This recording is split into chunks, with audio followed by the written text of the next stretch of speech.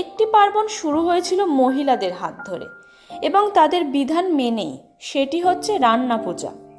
প্রামাণ্য তথ্য না থাকলেও পরম্পরা থেকে ধারণা স্পষ্ট হয় যে নদীমাতৃক গ্রাম বাংলার এক নিজস্ব উৎসব। কোথাও বলে ইচ্ছা রান্না, কোথাও বা ধরাটে রান্না বা আঠাশে রান্না, আবার কোথাও বলে বুড়ো রান্না। আসলে এই সবই পার্বণ প্রিয় বাঙালির দেওয়া ডাকনাম।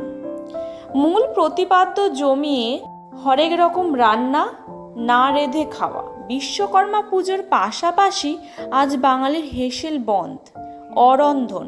এর আভিধানিক অর্থ হলো অরন্ধন, অর্থাৎ যেদিন রান্না করা হয় না বা রান্নার নিষেধ, আর সেই দিনটি তো হলো রান্না পূজা।